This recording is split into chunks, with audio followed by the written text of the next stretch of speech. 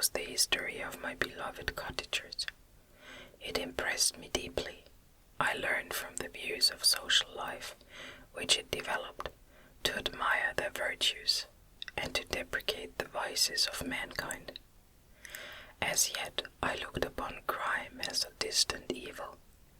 Benevolence and generosity were ever present before me, inciting within me a desire to become an actor in the busy scene where so many admirable qualities were called forth and displayed. But in giving an account of the progress of my intellect, I must not omit a circumstance which occurred in the beginning of the month of August of the same year. One night, during my accustomed visit to the neighboring wood, where I collected my own food and brought home firing for my protectors, I found on the ground a leathern portmanteau containing several articles of dress and some books. I eagerly seized the prize and returned with it to my hovel. Fortunately, the books were written in the language, the elements of which I had acquired at the cottage. They consisted of Paradise Lost, a volume of Plutarch's Lives, and the Sorrows of Werther. The possession of these treasures gave me extreme delight. I now continually studied and exercised my mind upon these histories, whilst my friends were employed in their ordinary occupations. I can hardly describe to you the effect of these books. They produced in me an infinity of new images and feelings that sometimes raised me to ecstasy, but more frequently sunk me into the lowest dejection. In the Sorrows of Werther, besides the interest of its simple and affecting story, so many opinions are canvassed, and so many lights thrown upon what had hitherto been to me obscure subjects, that I found in it a never-ending source of speculation and astonishment. The gentle and domestic manners it described, combined with lofty sentiments and feelings, which had for their object something out of self, accorded well with my experience among my protectors, and with the ones which were forever alive in my own bosom. But I thought Werther himself a more divine being than I had ever beheld or imagined. His character contained no pretension, but it sunk deep. The disquisitions upon death and suicide were calculated to fill me with wonder. I did not pretend to enter into the merits of the case, yet I inclined towards the opinions of the hero, whose extinction I wept, without precisely understanding it. As I read, however, I applied much personally to my own feelings and condition. I found myself similar, yet at the same time strangely unlike the beings concerning whom I read, and to whose conversation I was a listener. I sympathized with and partly understood them, but I was unformed in mind. I was dependent on none and related to none. The path of my departure was free, and there was none to lament my annihilation. My person was hideous, and my stature gigantic. What did this mean? Who was I? What was I? Whence did I come? What was my destination? These questions continually recurred, but I was unable to solve them. The volume of Plutarch's Lives which I possessed contained the histories of the first founders of the ancient republics. This book had a far different effect upon me from the Sorrows of Werther. I learned from Werther's imaginations, despondency and gloom, but Plutarch taught me high thoughts. He elevated me above the wretched sphere of my own reflections to admire and love the heroes of past ages. Many things I read surpassed my understanding and experience. I had a very confused knowledge of kingdoms, wide extents of country, mighty rivers and boundless seas. But I was perfectly unacquainted with towns and large assemblages of men.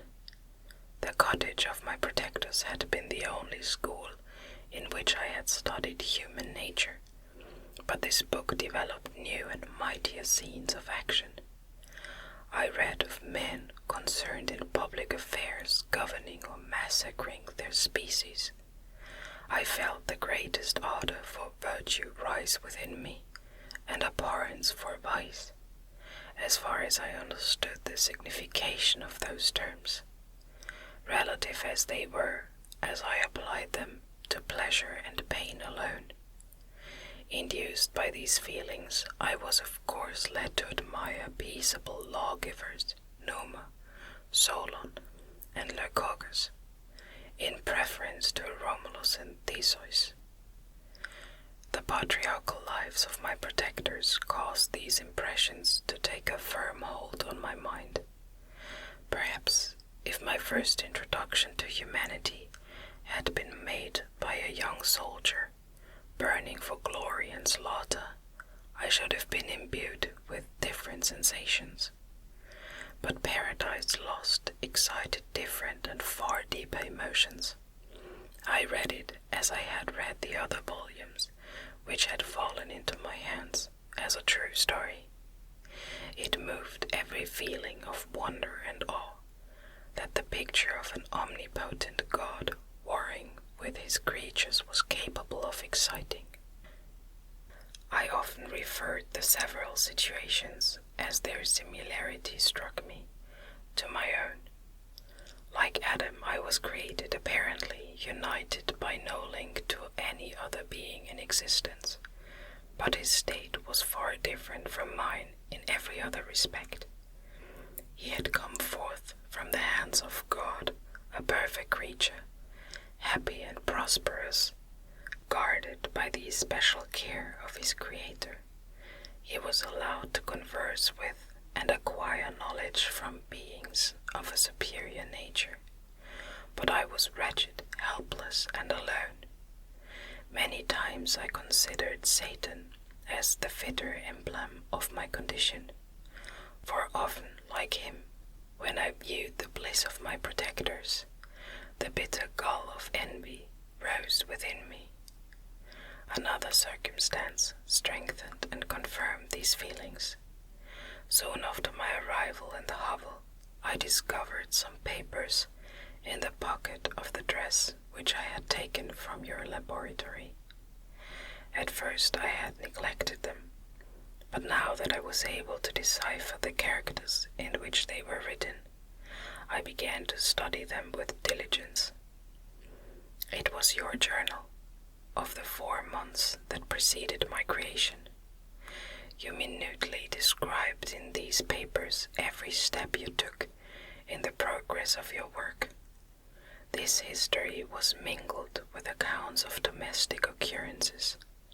You doubtless recollect these papers. Here they are.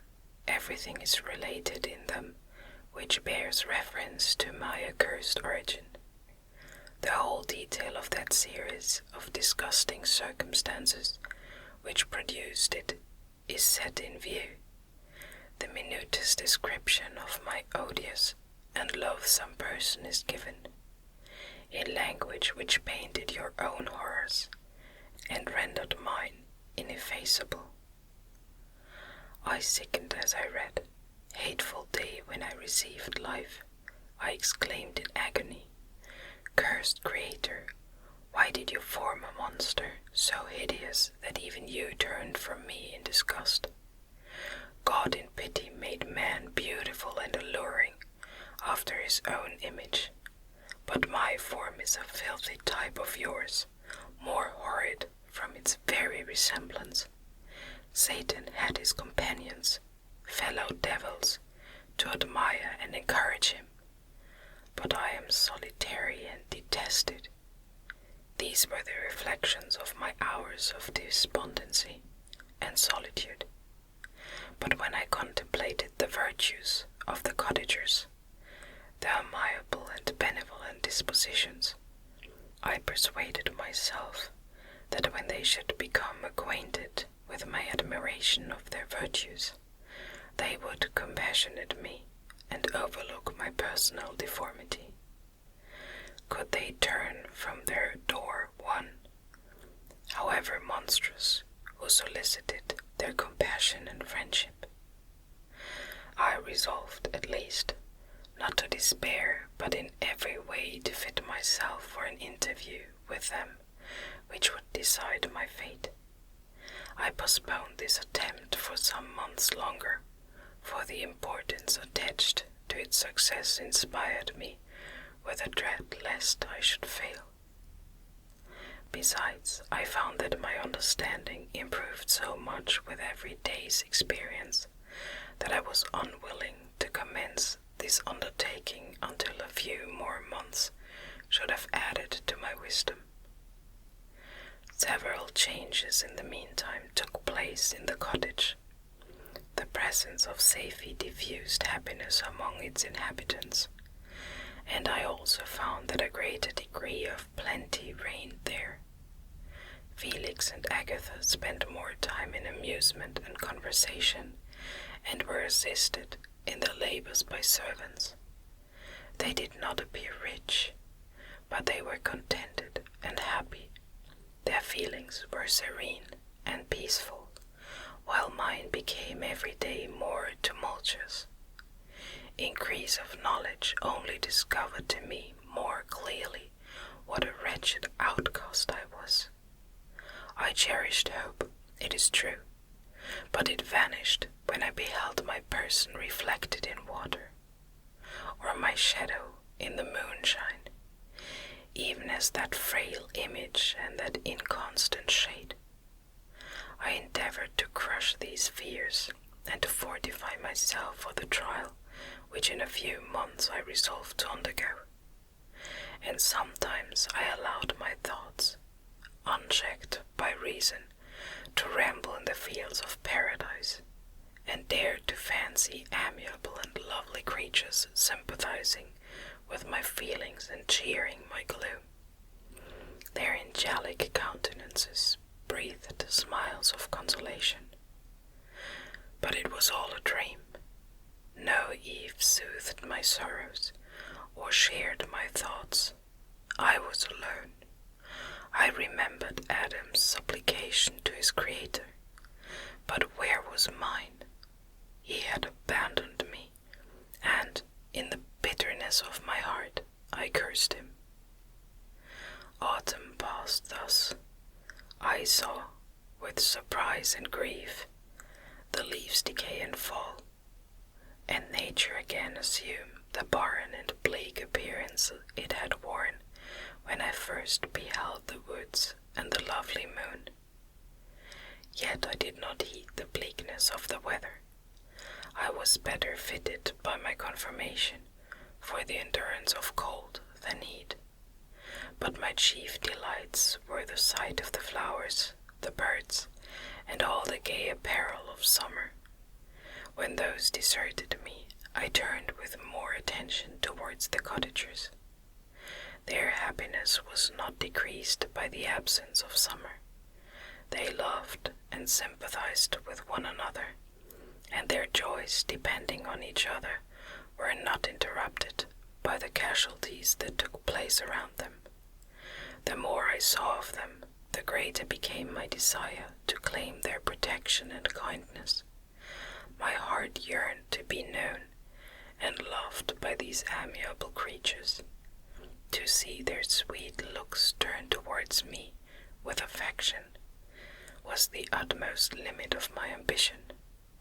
I dared not think that they would turn them from me with disdain and horror. The poor that stopped at their door were never driven away.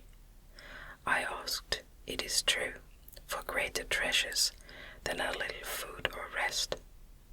I required kindness and sympathy, but I did not believe myself utterly unworthy of it. The winter advanced, and an entire revolution of the season had taken place since I awoke into life. My attention at this time was solely directed towards my plan of introducing myself into the cottage of my protectors.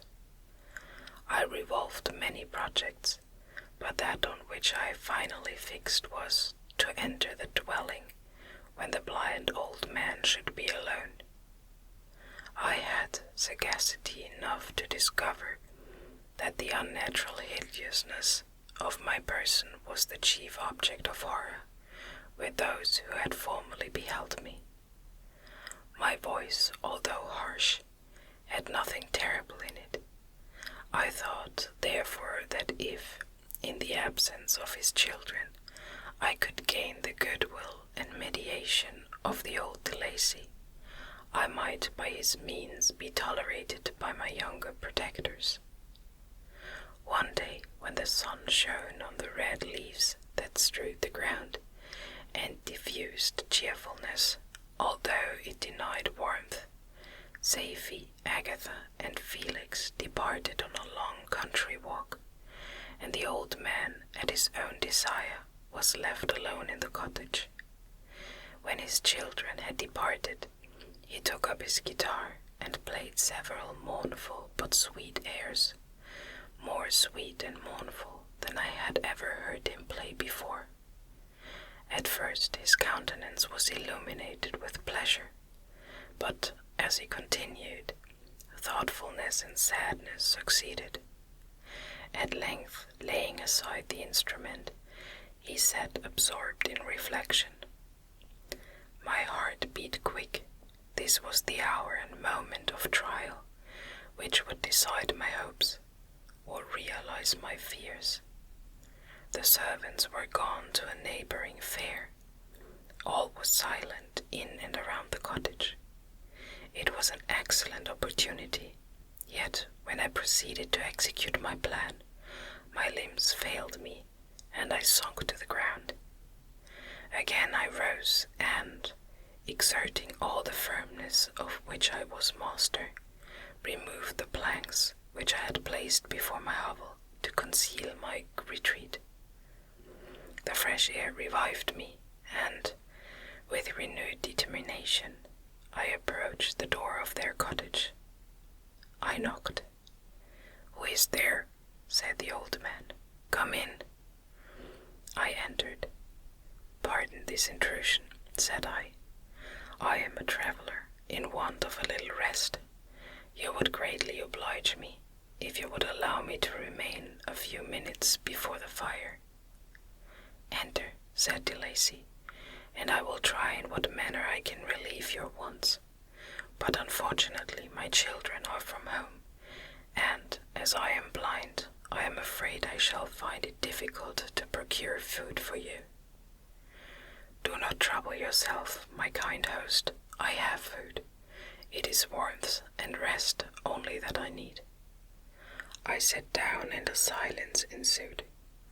I knew that every minute was precious to me, yet I remained irresolute in what manner to commence the interview, when the old man addressed me. "By your language, stranger, I suppose you are my countrymen. Are you French?" "No, but I was educated by a French family, and understand that language only. I am now going to claim the protection of some friends, whom I sincerely love, and of whose favor I have some hopes." "Are these Germans?" "No, they are French. But let us change the subject. I am an unfortunate and deserted creature. I look around, and I have no relation or friend upon earth. These amiable people to whom I go have never seen me, and know little of me. I am full of fears, for if I fail there, I am an outcast in the world forever. Do not despair. To be friendless is indeed to be unfortunate, but the hearts of men, when unprejudiced by any obvious self-interest, are full of brotherly love and charity. Rely therefore on your hopes, and if these friends are good and amiable, do not despair. They are kind, they are the most excellent creatures in the world, but unfortunately they are prejudiced against me. I have good dispositions, my life has been hitherto harmless, and in some degree beneficial, but a fatal prejudice clouds their eyes, and where they ought to see a feeling and kind friend, they behold only a detestable monster. That is indeed unfortunate, but if you are really blameless, can you not undeceive them? I am about to undertake that task, and it is on that account that I feel so many overwhelming terrors. I tenderly love these friends. I have, unknown to them, been for many months in the habit of daily kindness toward them, but they believe that I wish to injure them, and it is that prejudice which I wish to overcome. Where do these friends reside? Near this spot. The old man paused and then continued, If you will unreservedly confide to me the particulars of your tale, I perhaps may be of use in undeceiving them. I am blind and cannot judge of your countenance, but there is something in your words which persuades me that you are sincere.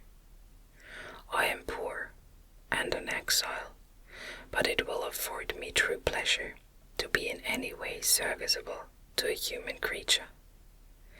Excellent man, I thank you, and accept your generous offer. You raise me from the dust by this kindness, and I trust that by your aid I shall not be driven from the society and sympathy of your fellow creatures. Heaven forbid, even if you were really criminal, for that can only drive you to desperation and not instigate you to virtue. I also am unfortunate. I and my family have been condemned, although innocent. Judge, therefore, if I do not feel for your misfortunes. How can I thank you, my best and only benefactor? From your lips first have I heard the voice of kindness directed towards me. I shall be forever grateful, and your present humanity assures me of success with those friends whom I am on the point of meeting. May I know the names and residence of those friends? I paused. This, I thought, was the moment of decision, which was to rob me of or bestow happiness on me forever. I struggled vainly for firmness sufficient to answer him, but the effort destroyed all my remaining strength. I sank on the chair and sobbed aloud. At that moment I heard the steps of my younger protectors. I had not a moment to lose, but, seizing the hand of the old man, I cried, Now is the time, save and protect me. You and your family are the friends whom I seek. Do not you desert me in the hour of trial. Great God, exclaimed the old man, who are you?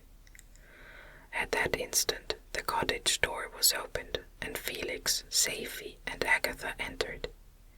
Who can describe their horror and consternation on beholding me? Agatha fainted, and Safie, unable to attend to her friend, rushed out of the cottage. Felix started forward, and with supernatural force tore me from his father, to whose knees I clung. In a transport of fury, he dashed me to the ground, and struck me violently with a stick. I could have torn him limb from limb, as the lion rends the antelope. But my heart sunk within me as with bitter sickness, and I refrained. I saw him on the point of repeating his blow when, overcome by pain and anguish, I quitted the cottage, and in the general tumult escaped unperceived to my hovel.